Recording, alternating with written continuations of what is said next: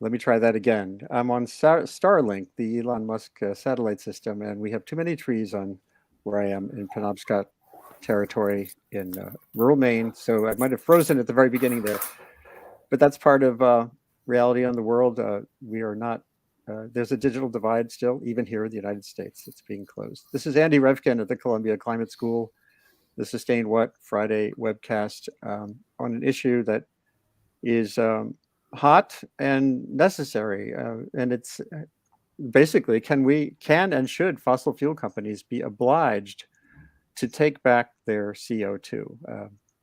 Carbon dioxide has built through modern times in the atmosphere at an accelerating pace, way beyond thresholds that hadn't been passed in quote unquote natural eras before us through these last several million years. And climate is changing. We're seeing implications of that all around the planet.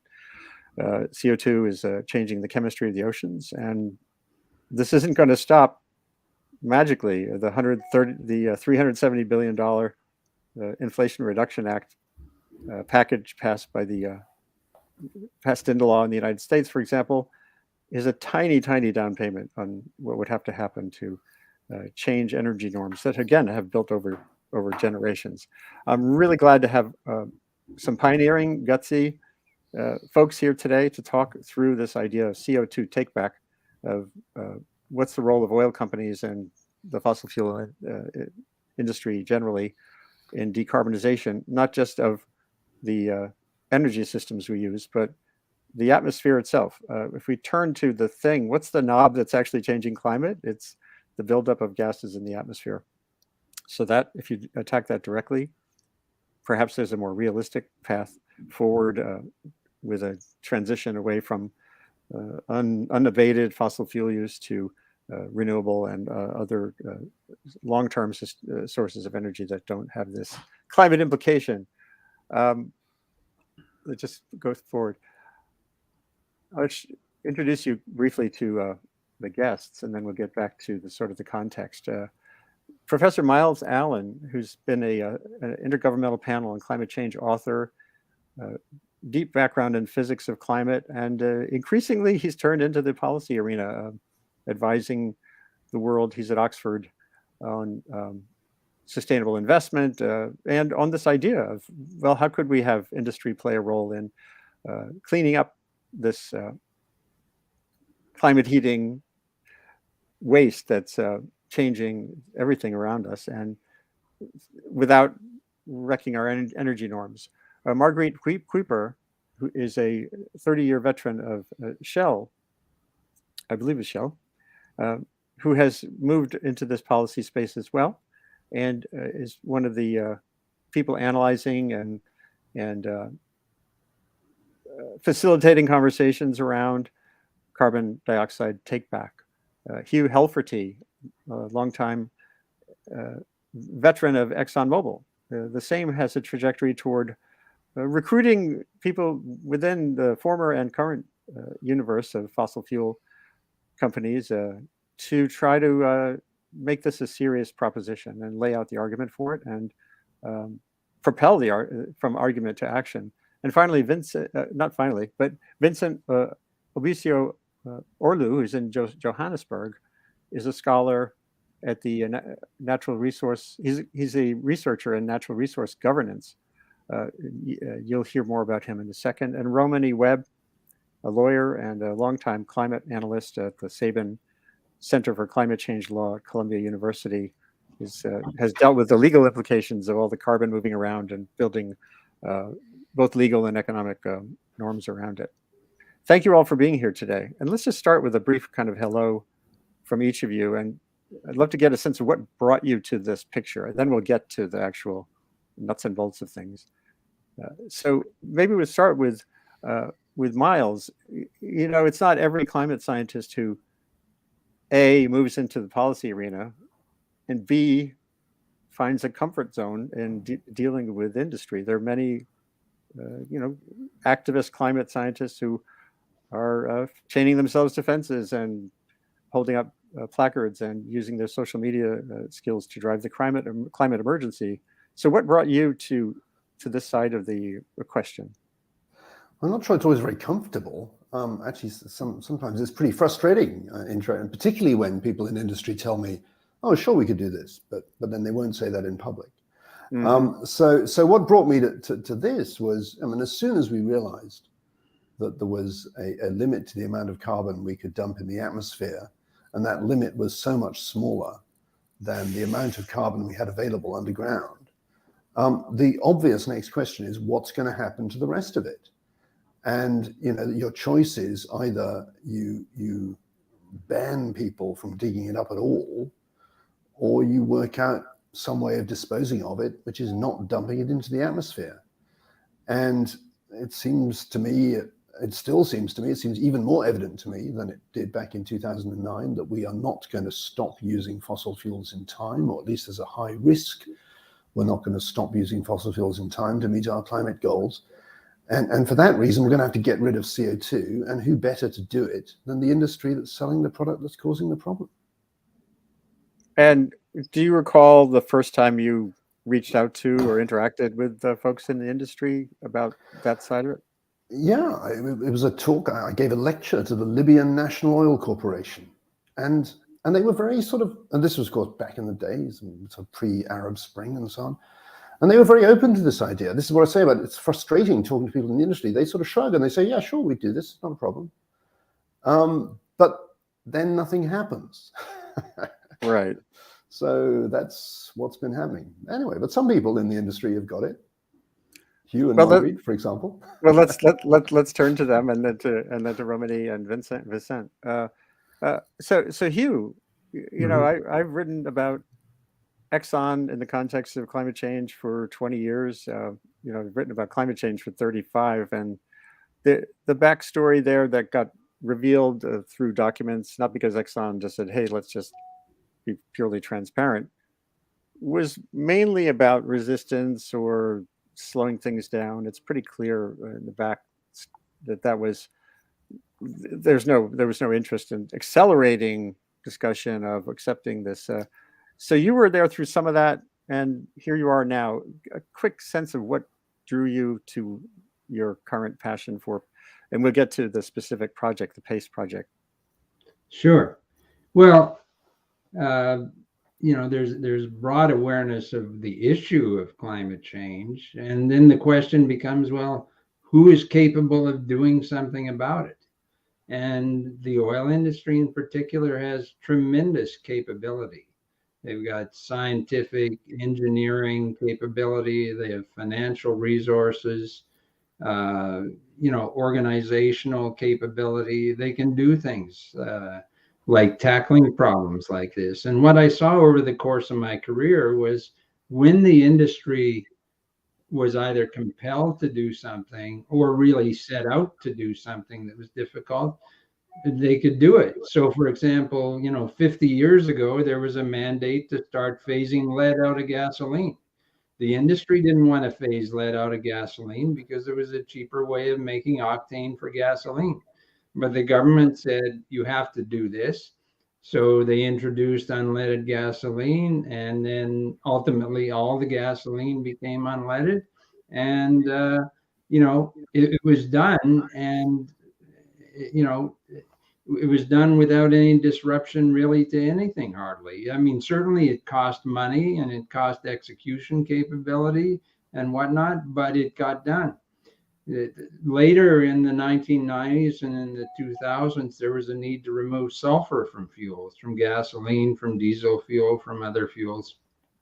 Once again, the industry actually spent billions of dollars doing this because the governments compelled them to do this, and they did it, and the fuels were delivered, and the air quality is better as a consequence. Let me turn to one other example that's an economic example where it wasn't compelled to do it, but they were driven to do it by the economics of the situation, is the whole fracking development, particularly in the Permian Basin. I mean, the production in the Permian Basin went from like 800,000 barrels a day to 8 million barrels per day over the course of a decade. Actually, if you had gone to the industry and said, could it increase that fast? They probably would have said no, but that's actually happened. So So my point is simply the industry can do something about it. It has the resources, the technical capability, the project capability, and so on to take it on. They have that capability, and if they are compelled to do it, that they will do it. Okay, so it's to try to cause that to happen. The last point I'll make is simply what there is a need to create what I call a level playing field where everyone needs to do it. It's Right. not realistic to expect that one company will do it when others are not, because that would put them at a cost disadvantage. So what there is a need to do is create a level playing field. And that's really the role of government, to create that level playing field that compels people to act. Yeah, well, there's a lot there. The word obligation is a key. The CTBO, carbon takeback obligation, is a key thing here. Marguerite, so you were at Shell through this long period, and now have come forward to this vision of advancing an obligation for the industry to literally get the carbon out. What drew you, and what's that challenge look like right now? Yeah, thanks, Andy. I worked for Shell for 30 years as an engineer first, but then later on more in sustainable development, social performance, climate, environmental roles. And I also worked on CCS projects when I was in Shell and tried to get Shell to do more CCS projects, basically from the inside. Worked on the first wave of CCS projects in Europe, 2005 to 10, roughly. But a lot of them didn't go ahead because they were financed by the ETS price, and that collapsed in the economic crisis. So then when I left Shell in 2016, it was just the start of the second wave. Paris had been, companies and governments had calculated what it meant to go to net zero and to actually meet the Paris targets. And the realization started to sink in that that could not be done without CCS. So you saw the next wave of CCS projects developing slowly. And of course, with my background, I started doing consulting work on that. But very quickly I got frustrated because I thought have not moved on the last 10 years. Basically, the two main barriers, which are societal support and the business model, were still not resolved. Companies were happily sitting back waiting for subsidies to develop. NGOs were still, saying this will never work and we shouldn't give the companies any money anyways to clean up their own waste. So we were going around in similar circles, and then I came across Myles' splendid idea, and I thought, wow, this is smart. This could be worth looking into. And I basically started, just going around all the people I knew in the Netherlands, saying, both NGOs, scientists, government, saying, is this something that's worth considering? Not for the first couple of projects, sure, subsidize those, but we need a longer term policy also that makes it automatic and that makes sure that the costs are internalized basically in the fossil fuel price. So, and in the Netherlands, I was fortunate enough to get enough interested parties to be able to then do a couple of more detailed studies and stakeholder discussions and things like that. So I've been, working mainly on that for the last couple of years. And let's get to the again back to that obligation word. Romany, you're in the law school, and the Netherlands had that recent court case that is being challenged. I think it's being appealed now, but where there was an obligation to get carbon out. So what's the legal, when you think about this issue, and tell people a little bit again about how you got into this arena, this part of law. What is it when you think of this that makes you, keeps you up at night? Is it unrealistic? Is it a pipe dream literally, or is it something that can conceivably be enforced in that uniform way that Hugh mentioned too? But how do you make it a level playing field, all that stuff? Yeah, thanks, Andy. So I am a lawyer by training, and really the way that I ended up working on carbon management is because I saw here in the US and so many other countries the sort of failure of our legal systems to do anything about emissions, and we know that we're on this pathway that doesn't get us to where we need to be in terms of addressing climate change. And to the point Myles made, you know, it's unlikely that we're going to be able to phase out emissions to the extent we need to in the short term to sort of avoid climate disaster.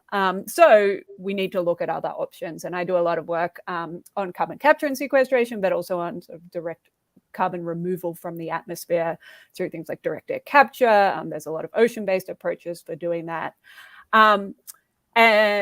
I guess when I think about this particular proposal, you know, I think it's a nice idea, and I agree with the points that were made about, you know, the oil and gas industry and the fossil fuel industry being uniquely well placed to do the cleanup work that's required here.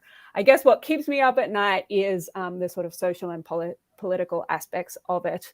On the one hand, it seems quite politically attractive because you know, it's not a carbon price. It's a sort of more market, you know, operator-driven approach that would appeal to many, particularly, I think, on the right here in the United States. But I think it would face actually a lot of opposition from the left here in the United States. We already see a huge amount of pushback against CCS and CDR on the basis that it's just sort of perpetuating existing use of fossil fuels. You have that argument here, but in addition, you're sort of putting the fossil fuel industry at the center, giving them the leading role in the development of this new industry that, you know, we know will be worth a lot of money. And I think there would be a lot of concern about that. The other thing that I hear a lot when I talk about my work on carbon management is, well, certainly, you know, CCS, CDR addresses the carbon piece of this puzzle, but there's a lot of other negatives associated with the use of fossil fuels that aren't addressed through carbon removal or carbon capture. And so we need to think about that as well. And so I hope everybody would agree that to the extent this can happen, this obligation can happen, it's just one piece of a much larger puzzle. And we're still going to need to do things like address emissions. We're still going to need to, you know, look at nature-based, so-called nature-based solutions for carbon removal. There's a full suite of techniques that we're going to need to look at. There's no sort of single silver bullet here, unfortunately. Yeah, so I'm going to get back to Myles and the others to walk through the actual idea in a couple of minutes. But while we're on the opposition, there is this IEEFA kind of analytical watchdog, Institute for Energy Economics and Financial. The type is too small. IEEFA, and they were almost going to be on the show today, but they've been looking at sort of the failures so far. This gets to some of what Marguerite said. You know, if we're on a long path toward whether it's solar or nuclear, where there's been many backs and forths and failures and work here too, it seems a very, very, very long path toward overcoming some of the pretty legitimate concerns they've expressed about the efforts so far, including hold on, let me just get this. Exxon Chute Creek, the biggest so far. You know, virtually all of the CO2 that's been captured has been vented because there was no market for it at that time, and you know, again, just the general performance so far, many of these projects has been iffy. But we'll get to the critiques. But I'd like to get back to the basic idea. Maybe, Myles, come on in. Can I just point out though? I mean, the criticisms have been about its policy failure, not technical failure. It's consistently worked pretty much as expected, but the response to policy has also been pretty much as expected, in that companies don't tend to do things for free, or indeed they don't tend to do things that cost them money if they don't have to. So, and also there's another common fact about companies is if you ask them, how much would you like to get rid of some CO2? The answer tends to be a rather large amount of money. I mean, that's a bad way of discovering what something costs. So we've had 40, 50 years of absolutely rubbish policy to incentivize safe and secure disposal of CO2. And so people throw their hands up and say it doesn't work. I mean, if there were no incentive for safe and secure disposal of sewage, we'd still be shouting Gardaloo and chucking it out the window. So, you know, that's the problem, not the technology not working. Mm-hmm.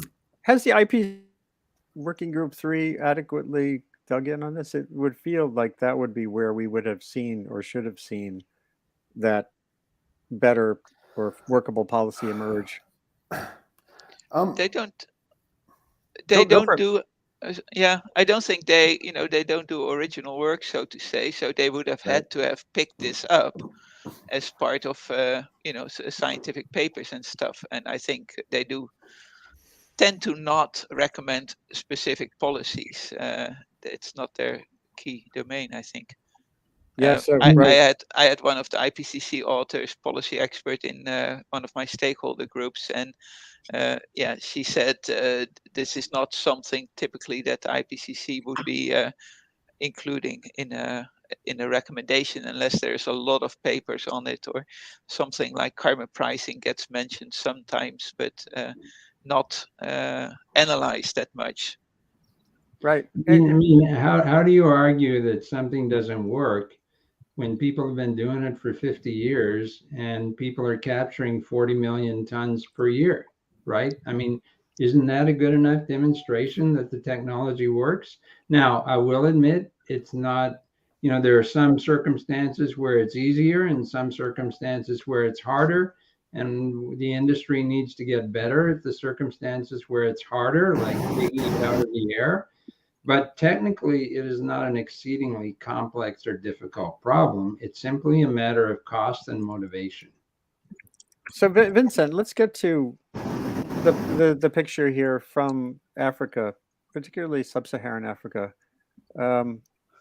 If there's any place in the world where it's clear that more energy production, more fossil production is not only inevitable, but needed ethically, because you can't cook yet on solar energy in places I've been in, both India and in Africa. There's no chance of electric induction hot plates getting where they're needed, and LPG is a really good option, for example, for cooking. So just bring this discussion to the general energy picture in Africa, and then how that relates to this technology and this policy. Thank you, Andrew. So on the continent, we know from the IEA's Africa Energy Outlook 2022 that Africa will be developing or will need to increase the amount of energy it is producing or using over the coming years, and will increase it in order to meet the demands for industrialization and development on the continent. Now, what we've seen as the continent is at COP26, a number of countries came out and said, we would like to have developing countries move away from unabated, fossil fuel extraction and new fossil fuel projects. We saw with the war in Ukraine that when things happen, when it hits the fan, as people say, you go and focus on what is most important to you. In this case, is energy security. Now, what I view as the importance of CBTO is that this is a policy that allows for the continued development, industrialization of the African continent, allows countries to make use of their God-given resources, but also puts them on a path towards decarbonization. We cannot move away from the fact that LNG is a very critical part of the development of many countries, or could be a very critical part of the development of many countries on the continent and in the developing world all around. To remove and say that you must decarbonize overnight is really impractical. If it was practical, we would not see Germany reopening coal power plants. We would not see countries struggling with the fact that the removal of Russian gas is now causing everyone to go topsy-turvy, right? We would not see any of these things happening. Right. On the continent, we need to have the ability to do this. And CBTO gives an opportunity to ensure that we decarbonize make use of what we need for development, as well as creates and develops incentives to move and invest in new greener energy sources. Look, I was listening to a podcast not too long ago, and the commentator spoke about the fact that energy and energy security is a triangle, right? You're looking at supplies that are either green, cheap, or stable. Usually you only get two out of the three, right? We do not currently have green and cheap and stable. We have green and stable, but very expensive. We have not green, but stable. And I think that CBTO offers an opportunity for us to look and develop and move towards a process in which we green, if you will, a way for fossil fuels to be not only sequestered and reduced, but we over time move towards net reduction. I think everyone's speaking about net zero, and I might come up against my fellow panelists, but everyone's speaking about net zero, net zero, net zero. As we are currently on the path and trajectory, from what we've seen with Ukraine, we are going to overshoot that more likely than not, right? If this is the standard, if this is what the response is going to be when we have an energy crisis, we will likely overshoot our carbon budget. There's no two ways about it. CBTO offers an opportunity for us to not only meet the carbon budget, but also go over and beyond it in terms of reductions, right? We can reduce more than we're producing, than we're emitting. Now, questions about the efficacy and how well in the past policy and the policy alignment and carbon capture and storage has been used is a different story entirely, right? This is something that needs to be debated and discussed further. We cannot have and say that because policy implementation has been pretty not the greatest, that we're going to throw the baby out with the bathwater on an idea, right? From an African perspective, that's not going to work. And the last point, look, on the continent, the African continent, we emit less than 5% of global emissions. Let's even say and imagine that tomorrow Africa decarbonized overnight, right? There are no more emissions in Africa. We're gone. We are perfectly green. We're imagining that everything's fine. It's not going to make much of a difference to the global emissions reductions and issues. So we need to, especially for the issues of development on the continent, in order to ensure that we do not have situations where you have issues where African countries are saying, hey, help us with this, help us with that. We need this not only technological transfer, but we also need policy and approaches that understand the importance of energy security on the continent and do not reduce that and for the sake of green industrialization. Thank you. These are such important points you're making. And if I may just say that I think Vincent was being very polite, saying it was impractical for rich countries to tell African countries to not touch their fossil fuels. Yeah. I mean, the idea of a country like Britain that has announced its intention to wring every last drop of oil out of the North Sea, to turn around to Ghana and say, no, we're not going to lend you any money to develop your fossil fuel reserves because they should stay in the ground. That, for me, is utterly outrageous. We should be working out how we can help Africa exploit her fossil fuel resources, her God-given, as you put it, fossil fuel resources, Vincent, without causing global warming. And of course, carbon takeback is the way to do that. Yeah, I'm showing from Twitter a really compelling graph that was put out by Todd Moss, who's at Energy for Development. It shows the high gas countries telling countries with hardly any energy resource, we're not going to help you finance your development or your fuels anymore. This is an issue I did a substantial broadcast on a few weeks ago, and I think in the run-up to COP27 in Sharm el-Sheikh in Egypt, this could be a key kind of a point. I think Marguerite or Hugh, what are you doing in the context of global diplomacy? Again, if this has to be an even playing field, if it has to be something that's the CTVO, the O part, the obligation is developed, how much does this relate to the climate treaty process? Marguerite, why don't you go ahead? Well, I think, to be honest, we can do a lot more on that still. We were at the last COP. We had a session at the Bologna Pavilion to basically get this idea broader known. And where I can, I reach out to people, to try to link up with people in other countries to get the idea broader recognized. But I think definitely the issue of how it relates to non-OECD countries, like in the Global South, I already discussed with Vincent in the past that we need to do a bit of work on that to see how we can include things like conditions for technology transfer and other development goals in that agreement on how to responsibly develop fossil fuel, that it cannot be just the same extractive linear way of the past that benefits a few and basically doesn't get us to where we want to go in the longer run. Yeah. So Canada is doing some work on what its climate policy should be now. And some of my colleagues are providing input as to what policies should be considered and what implications they would have in order to try to have some influence in that debate. Influencing it in the United States is a real challenge because there are so many stakeholders and so much noise and so many parties commenting on it that we're still figuring out how do we have greater impact from that end. yeah, although that noise matters too. It's you're seeing it play out.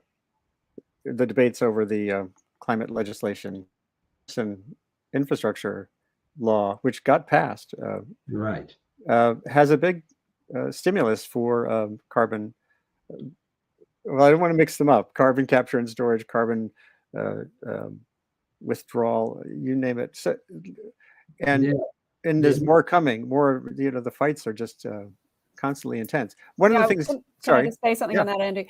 One of the things we have to think about as well is all the infrastructure that we might need to build to do this on a very large scale.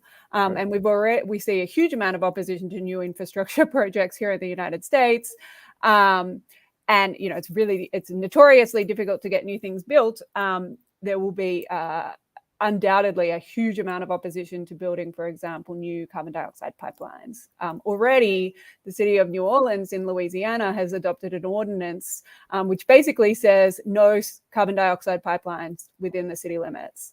And so those sorts of questions are that sort of social pushback, as well as pushback to the idea of CCS and CDR more generally, I think are going to be really important to grapple with. To the extent that people object, I mean, you can object to CO2 pipelines, you can object to windmills because they kill birds, you can object to solar panels for a variety of reasons. To the extent you object to these things, basically you lock in the existing system. So it becomes a choice between, do we lock in the existing system and keep doing what we're doing, or do we look to alternatives? Okay. Going back to the Inflation Reduction Act, the core issue, I think that I know Myles and Marguerite would agree, is that the issue is like the CCS tax credit is basically says, okay, the general taxpayer should pay for this, okay? And the position we're taking is no, the producer should pay for this. And, if all producers have to pay for it, some of that cost will end up being passed along to the consumer. So ultimately what that approach does is it puts the cost on the producer and on the consumer, who are people who can do something about it, as opposed to the taxpayer who really can't do anything about it and just has to pay their tax bill. Yeah. The more I think about the American landscape of what I call energy friction that can impede climate action, the more I think that it raises the merits of, let's say, working with the prototyping this in the biggest scale in countries like within sub-Saharan Africa, where you have this strong imperative to produce more gas and oil, where you have perhaps there's plenty of civil society there. There's plenty of legal power on different sides of these questions, but maybe that's a place that it feels easier than the United States, for example, or certainly parts of Europe, to finally get this into higher gear. Does that feel? I guess my comment on that is, if you want to capture and store CO2, go to where the CO2 is. Okay. Yeah. And the CO2 is being produced, in the Western countries and in China and in India in the greatest concentrations. Okay. So you want to do it in the cheapest way possible. And the way to do that is starting where it's most concentrated. Now, if you dealt with all those highly concentrated sources and then you want to move to taking it out of the air, then it doesn't, I don't think, matter a great deal where in the world you're doing it. But for the initial steps, there are so many concentrated sources to deal with that's where you should start. Do it in the lowest cost places first. I think probably the more logical thing that will happen, what you see happening in Europe, is that it will start primarily offshore. And then when there is confidence in the system and the integrity of the pipelines and the injection and the monitoring, and it becomes a more common thing, then there will be more onshore projects probably also after that, just because it's more convenient and cheaper sometimes to do it onshore. Like with offshore wind, same thing. Offshore wind avoids those bottlenecks onshore. Exactly. Well, yeah, permitting is an issue for everything. Yeah, that takes it back to Romany's territory briefly, and then we'll get to Vincent. So Romany, I know you have to leave soon, but when you think about that, is that one path forward to focus the technology where the possibility for scale is greatest? Yeah, I think thinking about it in the offshore context is interesting because on the one hand, there are advantages to the offshore. There's potentially less competition. There's less, in some cases, there's sort of a clearer permitting and sort of fewer players to deal with in terms of permitting and regulatory issues. I continue to think, and maybe this is just a US issue, but I continue to think that the sort of public acceptability, social license issues will be significant. There's been lots of work done that's shown that, people are very concerned about activities in the ocean. It is really seen as sort of the last undeveloped part of our world, even though it is quite developed already. But even people who don't live on the coast, who don't visit the coast regularly, have very sort of strong views on what should and shouldn't happen in the ocean. And so those social license issues are going to be significant. I also did just want to make a point about where the cost lies under different approaches, and I agree that if you're imposing this sort of obligation on all producers, then eventually you get some trickle down. The cost trickles through to consumers, and in theory, they should be able to change their behavior, and that leads to some reduction in fossil fuel use. I think, though, that raises significant equity issues that we need to grapple with. We've seen here in the United States, again, with the gas price rises, having these really disproportionate impacts because some people are, of course, better equipped to transition away than others. And so we do need to sort of grapple with those equity implications that sort of system might have. Yeah, it still feels like a tough go. So let's turn it back to Myles and to Marguerite. Actually, Vincent, I just want to get one more thought from you. I mentioned passingly, this feels like an easier lift perhaps in some parts of sub-Saharan Africa, but and there too, is there a spot that has the scale, that has what Hugh was talking about, that has the energy imperative? Are things lined up? Where would you want to focus this to build the case and actually demonstrate it? Where is the case for CBTO and carbon capture and storage on the continent? Look, yeah, we're looking at Nigeria, Angola. A number of different African countries are going to be increasingly important, Mozambique, increasingly important oil and gas producers, especially as Russia finds its way out of the global markets through sanctions, through pressure and other activities. These countries are going to be piping their oil and gas to Europe, either through LNG terminals or through pipelines. This is one place that you can focus some effort on the continent in terms of capturing storage. Mhm. And to come to Romney's point, I agree with you. One of the challenges that I see, especially in terms of the implementation of CPTO on the continent, is the inelasticity of respondents to price of energy products, right? We don't want to create a situation where people are either taxed out or incapable of responding or paying or using or making use of energy products, right? Be it oil and gas or natural gas, because of the your taxes on top of it. This is one of the big threats and dangers and risks that I think we're all going to have to really look into, especially for bringing CBTO onto the developing world, bringing it into the developing world, and having it implemented there. In my own South Africa, sorry, just before you come on board, Prof.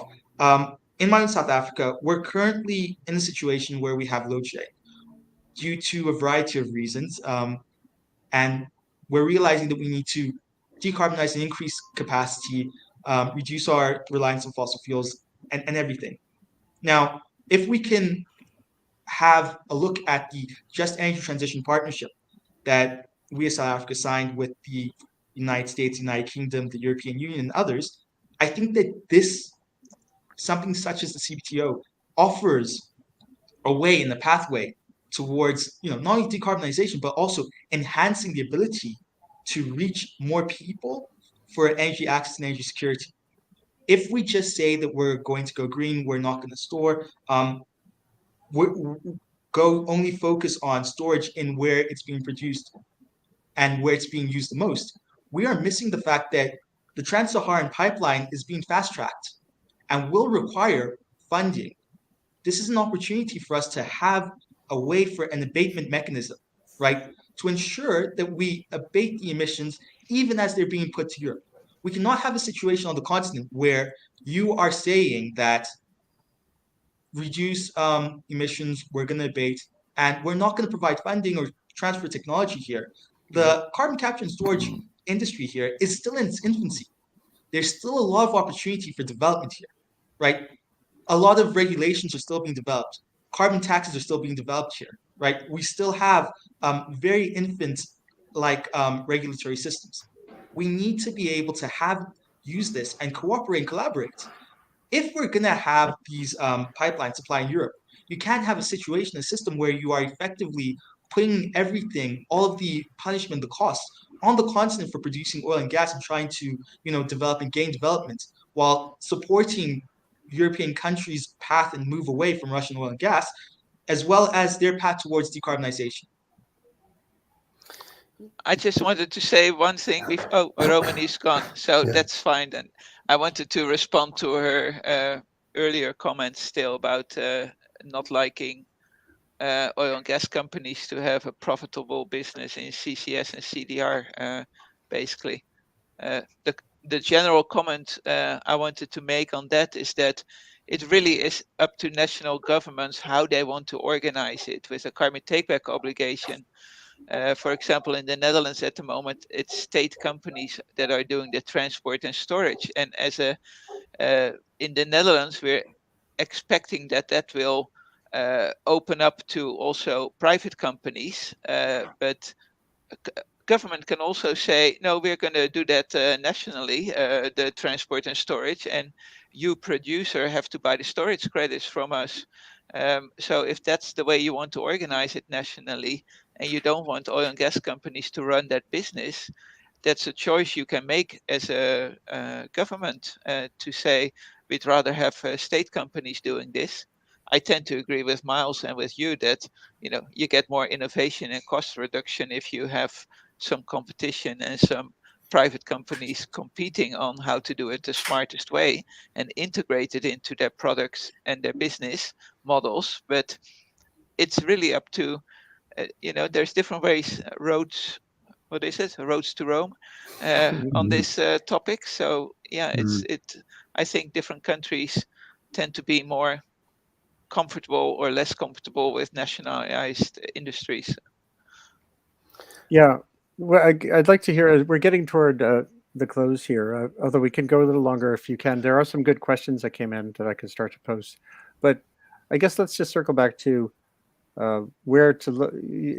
Well, the question I would ask each of you is, what would success look like 5 or 10 years from now? In other words, where is there a regional or a technological or a policy experiment underway now, or that you could foresee that could catch the world's imagination and limit some of the resistance? What does that feel like? Maybe Hugh, Myles.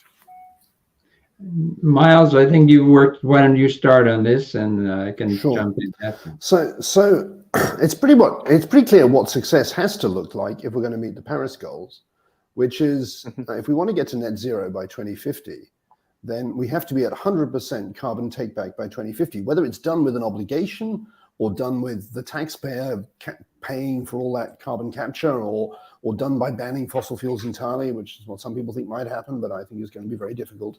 Then that's where we've got to be.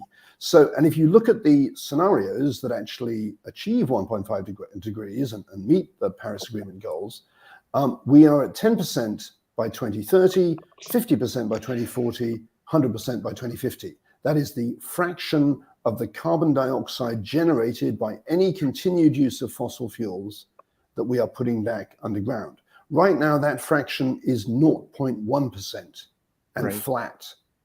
So, you know, it's very obvious to me what success needs to be. You know, in 10 years' time, we need that fraction of carbon dioxide that we generate from any continued use of fossil fuels that is disposed of responsibly and permanently back underground to be up at the 10% level. If we're not there, we're not on track to 100% by 2050. And so that's a 10-year goal. A 1-year goal would be for people to even start measuring this fraction. Most companies that still use fossil fuels, they don't even know how much they're getting rid of. You know, most countries, no country puts this fraction in their NDC to the UNFCCC, which is ridiculous. This is the one number that really determines whether you're on track for net zero or not. So those are the short-term goals we've got. Can you dig in a little bit more on that? It's very interesting. In other words, the Framework Convention process, all the way back from way back, was about emissions. Yes. Not about net. Is that what's playing catch up here? The problem is emissions is about net zero in the atmosphere. And, you know, of course, we need to stop net dumping of carbon dioxide into the atmosphere. But the atmosphere is incredibly complicated because it also depends on, you know, on the biosphere, on, you know, trees being cut down, and arguments over whether they were cut down because, or whether they burnt down naturally, or whether they burnt down because of human activity or whatever. So it's incredibly complicated because life is complicated. But the geosphere, the solid Earth, is incredibly simple. We take carbon out of the solid Earth in 4 ways: coal, oil, gas, and the limestone we use to make cement. So if we can fix those 4 things, we're done. And that's, we've got to grab onto that simplicity. We're getting back to thinking about this as a problem for the geosphere. Well, that's Earth systems thinking for sure. Marguerite had dropped off for a second. Maybe she'll come back. You take us into that interface between all of this and industry. When you think back to your time in industry, and what would success look like? Well, I think I really think success has to start at the policy level to put the right policies in place. The large integrated oil companies have been working on approaches to addressing the climate change issue for many years, technical approaches. And you might view that work as what I would call an insurance policy, right? In other words, if something comes along that I'm going to be obligated to do this, I want to have the capability to do it. And they've worked on a variety of different approaches to try to move in that direction. Now we have to change these things from you put insurance policies in place to actually you execute on them, but they need a compelling reason to do that. And I would line up with the percentages that Myles has suggested as, let's take a big step and get to 10% of the carbon dioxide, 10% toward net zero by the end of this decade. And as he said, 50 by 2040 and 100% by 2050. The element of all of this that we haven't discussed that I'd like to bring in is simply this. We assume that through this whole period of time, the renewables and efficiency and so on will increase dramatically, okay? Right. So that the amount of fossil fuel that is being utilized is going to come down substantially over that period of time. The issue is that we do not expect that amount is going to come down to zero by 2050, and we want to have the capability in place so that whatever fossil fuels are still being used at that point in time is being abated rather than unabated, okay? So in terms of alignment with a vision for the world of not producing fossil fuels and not pumping more carbon dioxide into the air, we're completely aligned in terms of that as a vision. The concern we have is we're just not going to get there on a timely basis, and abatement methods have to be put in place. Okay. Marguerite, you're back with us, and just if I could point to something that you would like to see, whether it's in the EU, Africa, at the Qatar talks in 2024, 23. Yeah, I think basically Myles is right. If we can only get countries to acknowledge the importance of geological net zero and start recognizing it and planning for it, that would be great. I'm working more bottom up on this. So what I would like to see happening is a North Sea regional carbon takeback deal for natural gas, and ideally linked then also with Northern America, the LNG contracts, imports, that there will be conditions in there. And the same with Africa. If there's African countries that are going to be producing LNG for Europe, that we include carbon takeback like requirements in those contracts, so that we can be sure that if we need it for a longer time, that we can start decarbonizing it quickly enough and either start delivering hydrogen, ammonia, or electricity instead of the gas molecules. So I think that would be the logical thing to work on, considering how topical it is at the moment and how many new projects and new contracts and new deals will be made in the next 5 years. That's so, that feels really ripe, yes. Especially, I think we're at a point where the world has certainly, through just the realities imposed by the Vladimir Putin's invasion of Ukraine and the need for gas in Africa, that more is coming. Why not zero in on this reality of making that gas abated? I wish we had better words for these things. I wish anybody has a better word for abated, please. But I'm starting to get used to it myself now, since I'm using it a lot. But yeah, well, there's a whole mitigation is another one, sequestration. Let's come up with a better lexicon. That's one thing I'm trying to do on my series. It's pretty simple. We're just trying to stop fossil fuels from causing global warming. Right. Myles, I think the framing you have there is something let's close out with that. Just dig in on that a little bit more. I think a lot of people are mixing up things as they think about this problem. I spent the first 15 years of my career making things more complicated, and I've spent the second 15 years trying to undo the damage. I mean, at the end of the day, climate is a very simple issue. If you've got a liter of petrol, and you want to stop it causing global warming, you've got only two options. You've either got to put it away somewhere and make sure that nobody ever burns it, ever, or you've got to get rid of the CO2 it generates by putting it permanently back underground. And the cost of doing that would add about 60 pence per litre to the cost of producing a litre of petrol. Now, that's if you actually have, that's the most expensive option. If you have to capture the CO2 back out of the atmosphere, purify it, compress it, and stick it back underground, 60 pence on a litre, that's less than costs have gyrated in the past 8 months. So we can do this, but we can only do this if we work with the industry to require them to get on with it. Mhm. But there you have that same phrasing. We can work with them if we can require them to. Well, yeah, you can work with somebody at the same time as requiring them. I think there's a balance there's a balance there. I hope Yeah. so.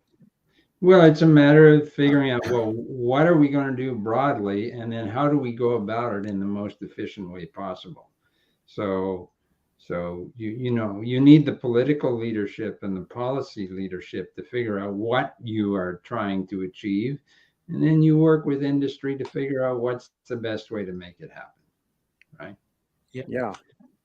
But I Mhm. I think you're right. And as you said, Hugh, earlier, this happened with lead, with actually CFCs, the ozone Yes.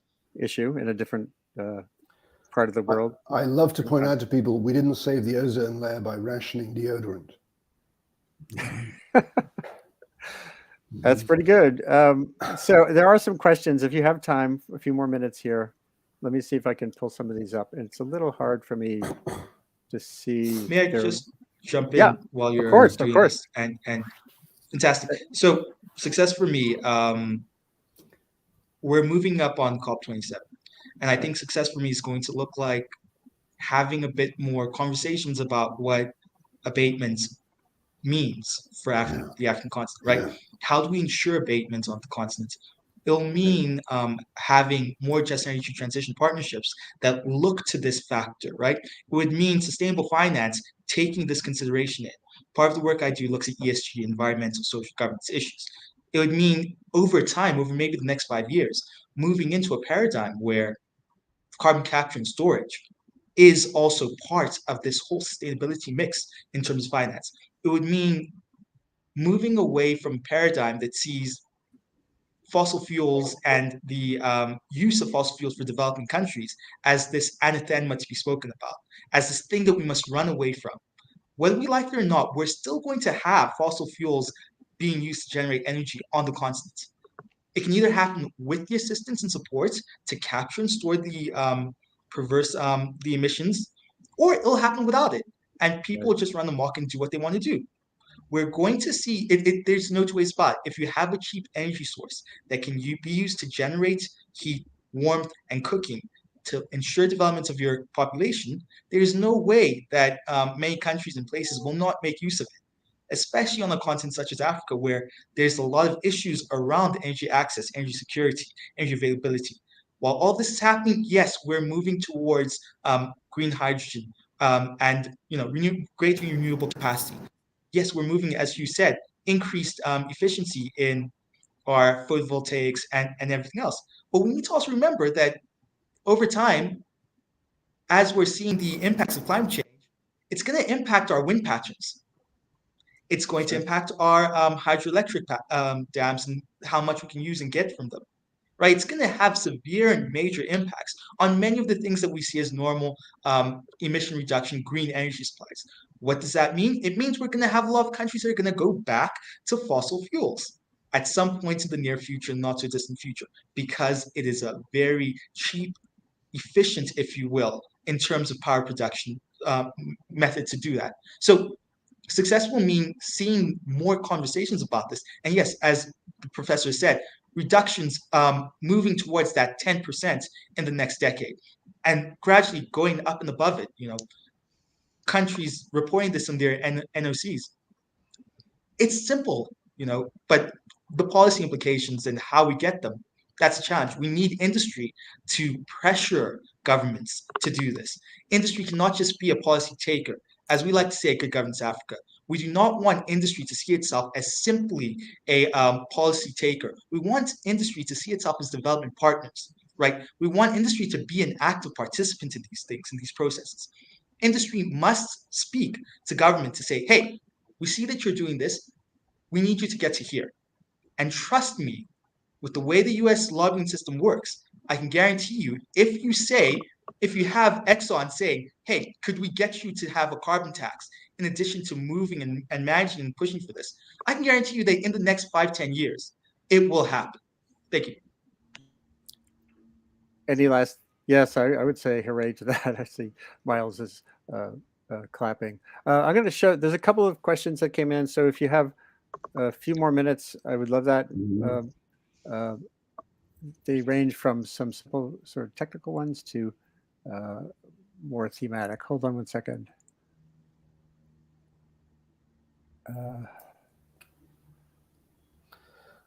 Well, just here's someone Sydney Clouston, who supports carbon capture utilization. He asks, sorry, feel free to weigh in while we're... Can I just sort of respond to that? Absolutely. So I sometimes get asked, so do you support carbon capture and utilization? And my response to that is, like many people, we got a lockdown puppy. And so part of my life these days is clearing up the puppy poop. Well, he's a dog now, so. Do I like clearing up the puppy poop? Not particularly. Do I leave it in the park? Heck no.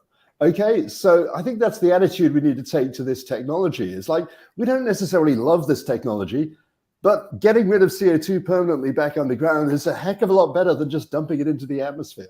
That's what we've got to get people to realize. That's pretty great. Yeah, and I think the early environmental movement, 1960s, 1970s, was more about waste products than but it was very regulatory and not very focused on technology. It was legal frameworks, the Clean Water Act, and I don't know if there's a shift can there be a positive form of environmentalism that embraces sort of the technological possibility part of this as well. It's it's both. That feels like it's a harder thing for the environmental community to do. Let's see here. And its incentive would be to add value to stored CO2. One option is to utilize captured CO2 as an attractive construction material. Well, this is the utilization question. I think scale is an issue there. Unless I'm missing something. Hugh? I'm an advisor to a group called the Carbon Hub at Rice University. And what the Carbon Hub is all about is other utilization of carbons. Okay. In other words, stop, in essence, take the hydrocarbons, take the hydrogen for energy, and take the carbon and make something from it. The issue today is scale. The question is, over 30, 40, 50 years, can industry be built up? Can carbon-based materials replace steel or replace cement and those kinds of things? I think it's a useful objective. I don't think it's something that's going to have a big impact between now and 2050, at least not a big enough impact, whereas the whole CCS technology is far more advanced, and it's something that I think we can count on. Okay, so should we encourage it? Yes. One of the things that has been looked at a lot is splitting methane into carbon, black carbon, graphite, and hydrogen, pyrolysis process, and is being developed further still also. And very quickly, when they start looking at the kind of demand for hydrogen that is expected and how much carbon you would be generating, then you would be flooding the market completely. So it could be a safe storage option.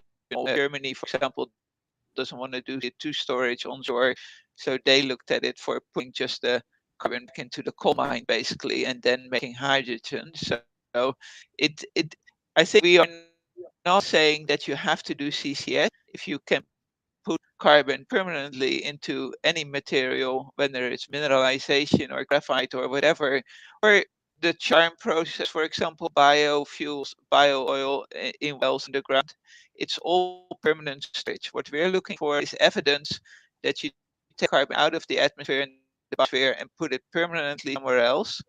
You'll get a carbon storage credit, and that will allow you to do some oil gas production. Yeah, that reminds me, at Glasgow last year, there was a presentation on direct abatement of methane in the atmosphere too. So that's a whole different track we could take one day. There's a question here from Jonathan Trent, or an observation related to methane, common co-product of oil recovery, and used to be flared off as useless, but became a valuable byproduct. This gets to the same issue of useful technologies. I guess maybe we'll have to do a discussion with the folks at Rice sometime, Hugh, as a follow-up. I'd be happy to connect, and they can talk to you about the various projects that are underway. Mhm.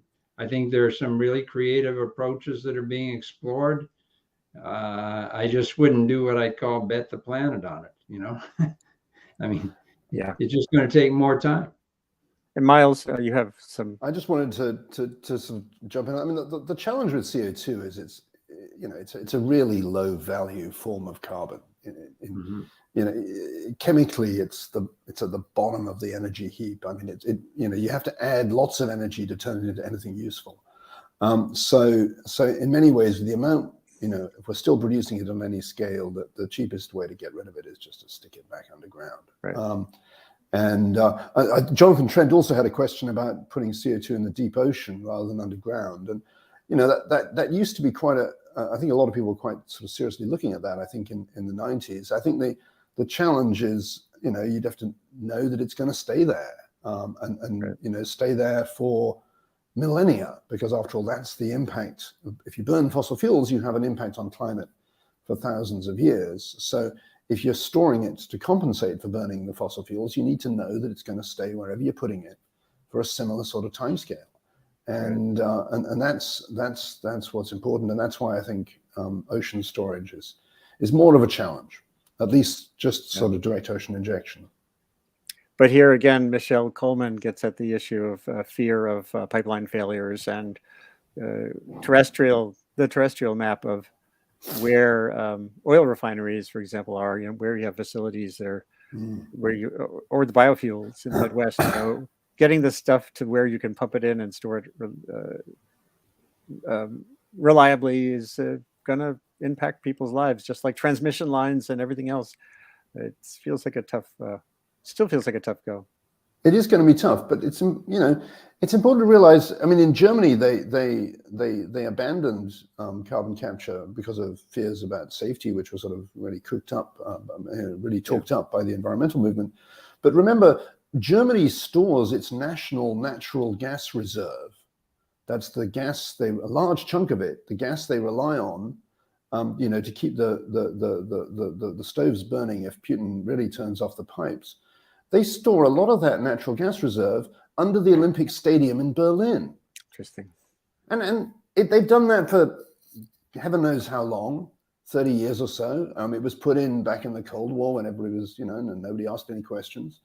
And because people are used to it, and it's well managed and it's well monitored, it's fine.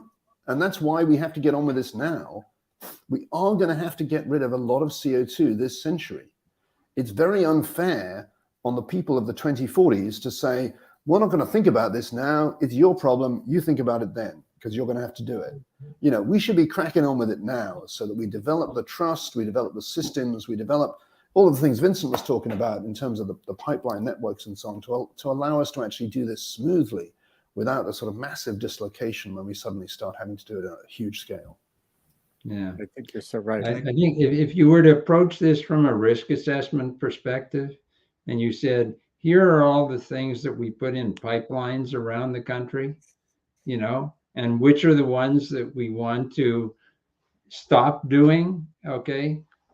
Carbon dioxide would be way down the list, okay?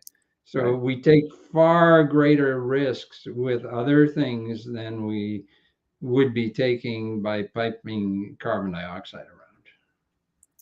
Well, this has been an invaluable first stab at this issue. I think you'll all recognize these are long pathways ahead, and we could take each of the nuggets that we've been talking about here today and drive forward another conversation. I'll be writing this up on my revkin.bulletin.com blog, newsletter. The work that you're doing with your effort through, let me just show the website one more time, is really important to drive the question forward. there's like, as Hugh and others here have said, the time for half measures is over. And that means confronting some of these tough challenges. And if the goal is to stop global warming, curbing emissions here and there without this issue of stabilizing the amount in the air, which is the heat trapping component, can't be just tossed to the side or argued away as a moral hazard or the like. It would be morally hazardous not to talk about these issues and to get them moving forward. So I really appreciate your time. I'm having a bit of a glitch with my technology right now. Marguerite, thanks for coming back. Yeah. And speaking of technology, and let's try to revisit this, maybe close to COP 27. We can reconvene a little bit and figure out who isn't in the room, who could add an element to drive things forward, especially on the policy front. And Vincent, I'm really happy to build the conversation in Africa, not just sub-Saharan Africa, but we could do a dedicated show just around those issues of energy justice and climate action that are crucial to resolve if we want a world that's really developing sustainably, which seems to be the goal of, at least in theory, of many of the inhabitants of this planet. So thanks for being here today. This is the Columbia Climate School Sustain What webcast. I'm Andy Revkin, and please look at the scrolling bar at the bottom to get in touch with me about further ideas. And wherever you are, try to dig in on these tough questions once in a while, not just skirt them off to the side, and we can see where we can go from here going forward. I appreciate your time. Thank you, Andy. Thanks, Andy. Thank you, Andy. Thank you, Andy. Very nice to meet you, Vincent. Thank you. Nice to meet you, Myles. Thank you, everyone. Yeah, Great. thank you all. All right, and I'm going to shut down in a second, although my computer screen has gone dark, so I can't find the button to end the show. Give me a second, and that hopefully will resolve. There we go, technology. It's so wonderful. All right, take care, everybody. You can just pop All off. right. Thanks for taking the time. Take care. Bye for now. Bye. Cheers.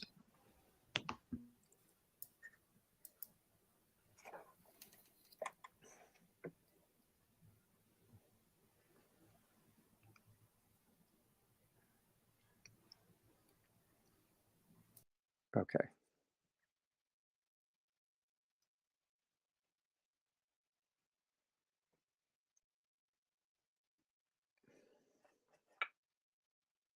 Thank you all for watching. Again, this is a bit of a goofy ending to the show because I couldn't, the screen that had the button to end the show disappeared. For those who are still here, here's a little bit of a bonbon going a parting, I'd call it a parting gift. It's a conversation I had with Brian Lovell, who was a remarkable geologist who had a lot of time in the oil industry at BP, and who became a strong advocate way more than a decade ago for carbon capture. And his argument for this it was really a valuable one. So hold on while I get that queued up so you can watch it. And again, apologies for the technical issues today.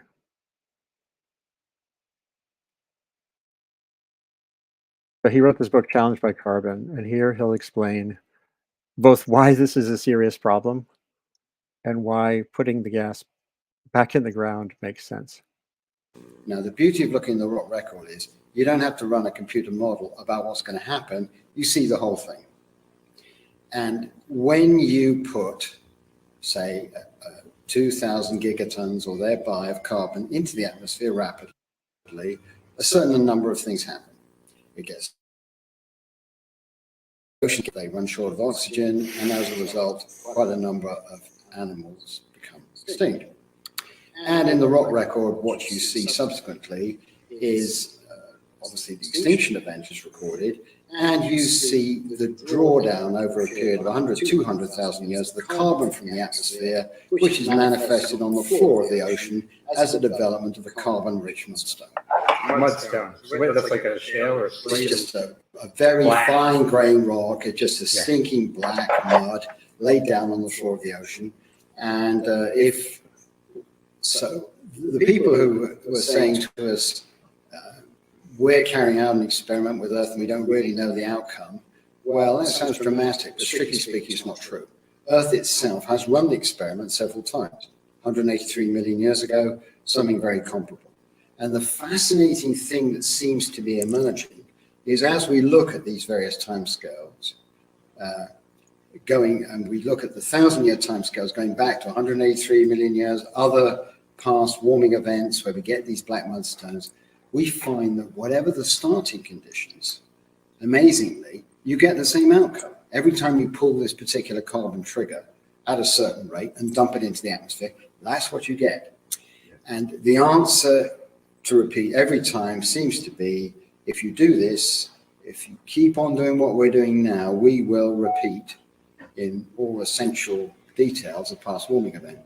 We are now quite confident that it's unwise to go on doing what we're doing.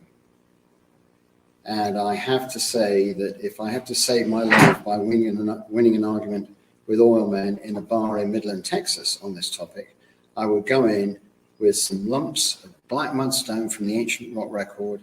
I go in with the established figures on our present input of carbon dioxide, and I say, which bit of this observational science do you guys quarrel with and why? In our membership are the people who've been digging the coal out of the ground, pumping the oil and gas out of the ground, and I like to think the generation that's going to put it back again with carbon capture and storage. We're not being negative about this. I mean, I myself, when I'm going around talking in public about this, make 2 points on the strength of the rocks. One is the rock record tells us we got a problem. We got to stop doing what we're doing now, or we're going to risk a repetition of these past events. The Earth will be fine, we might not. And then cut the John the Baptist stuff with the audience. Don't spell it out. Just say, here's what we've established beyond reasonable doubt. You guys think about it. And the second thing is, if like you believe there's a cause for concern, we geologists can do a lot to help. We can use all the skills we've developed in the oil industry in collaboration with our engineering buddies, and we can put this stuff safely underground. I sure hope he's right, because if that is not part of the picture, then we're going to see a lot of warming in the centuries ahead, with or without sort of restricting emissions in the conventional ways. Thanks again for being here. This is Andy Revkin, Columbia Climate School. And again, apologies for the glitches toward the end of the show, but this was an invaluable conversation with more to come. Please send your feedback and stay in touch. Take care.